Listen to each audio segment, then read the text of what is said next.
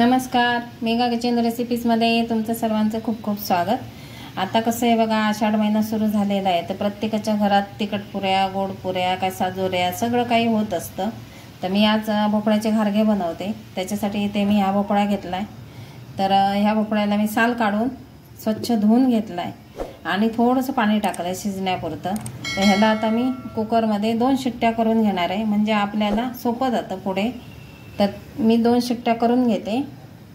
हे बघा, छान असे शिजलेत आपल्या फोडी, मस्त अगदी।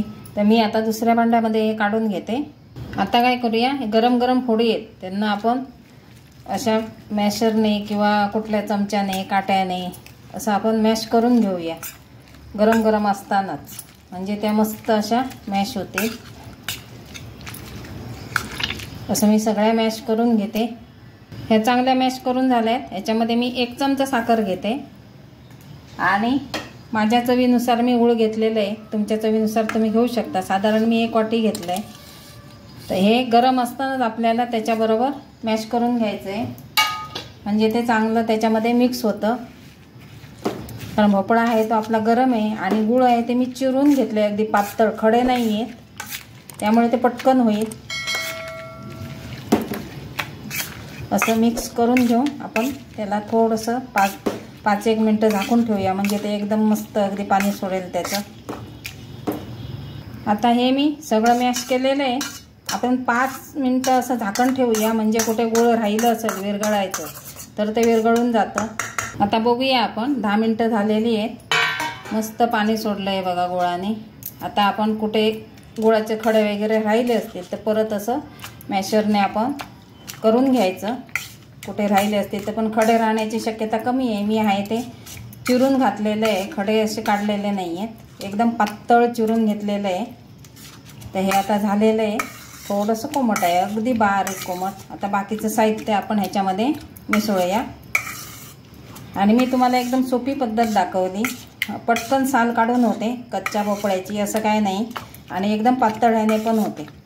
आणि शिजल्यानंतर त्याला वेळ जातो सालीवरचा भोपळा काढायला, सालीवरचं राहिलेलं काढून घ्यायला, ह्याच्याने पटकन होऊन जातं। आता ह्याच्यामध्ये आता आपण बाकीचं सगळं साहित्य घालूया। ह्याच्यामध्ये आता बाकीचं साहित्य टाकूया। थोडंसं मीठ टाकतोय आपण, गोडामध्ये जसं टाकतो तसं, त्याने चव खूप छान येते। इथे 1 चमचा खसखस घेतली आणि जायफळ आणि वेलची पूड एकत्र केली मी, ते टाकूया। त्यानंतर इथं बारीक रवा घेतलाय 2 चमचे, आणि 2 चमचे इथं तांदळाची पिठी घेतली। हे आता सगळं मिक्स करूया याच्यामध्ये।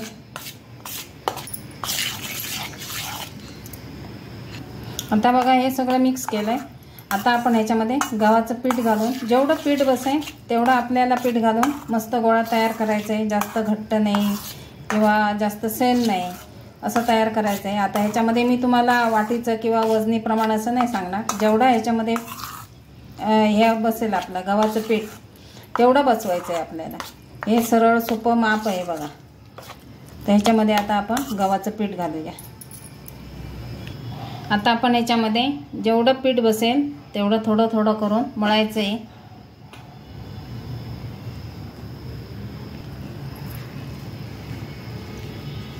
जेवढं बसेल तेवढंच घ्यायचं आहे आपल्याला, जास्त घट्ट पातळ ठेवायचं नाही, मीडियम मध्ये ठेवायचं।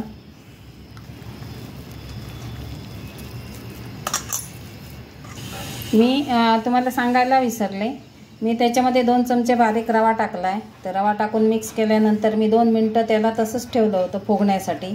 त्यानंतर हे पीठ मिसळून मी मळायला घेतलंय, त्याच्यामध्ये मिक्स करायला। तर हे लक्षात ठेवा। मस्त असं आपलं पीठ मळून झालंय। थोडंसं तेलाचा हात लावा आणि त्याला नीट करून घ्या, म्हणजे हाताला चिटकणार नाही, ते चिपकणार नाही। आता हे आपल्याला लगेच करायला घ्यायचे, पीठ मळून झाल्याबरोबर आपल्याला करायला घ्यायचे, कारण त्याच्यामध्ये गूळ आहे गूळ आहे, भोपळा आहे, तो पाणी सोडायला लागतो आणि मग मऊ होतं आपलं पीठ। तर लगेच आता करायला घेऊया। छोटे छोटे गोळे करून करू शकतो किंवा मोठी एक पोळी लाटून त्याचं कट करून आपण तळू शकतो। आता पीठ लावायचं नाही आपल्याला, थोडंसं तेल लावून असे लाटून घेऊया आपण। जास्त जाड नाही, जास्त पातळ नाही, म्हणजे ते चांगले फुगतात। असे मी सगळे लाटून घेते।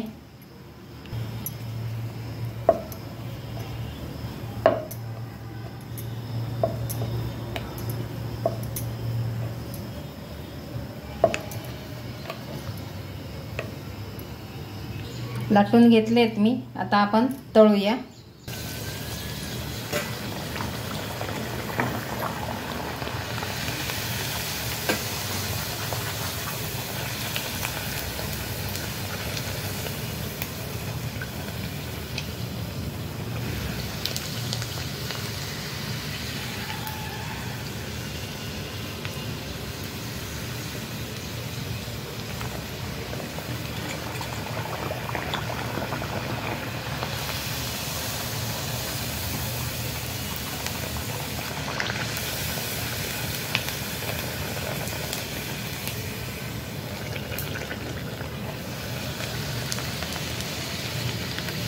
असं थोडं दाबायचं म्हणजे ज्याकडेपर्यंत तेल येतं आणि पूर्ण तळला जातो तो.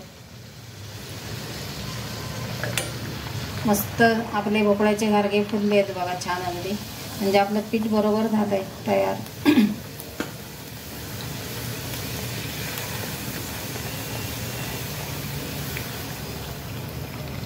थोडा रवा टाकल्यामुळे ते चांगले छान खुसखुशीत होतात मस्त अगदी बारीक रवा.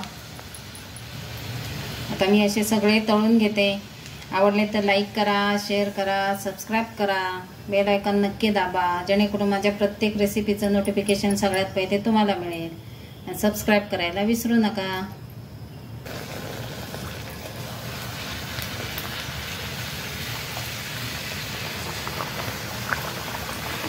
मस्त असे घारगे आपले तयार झाले छान अगदी.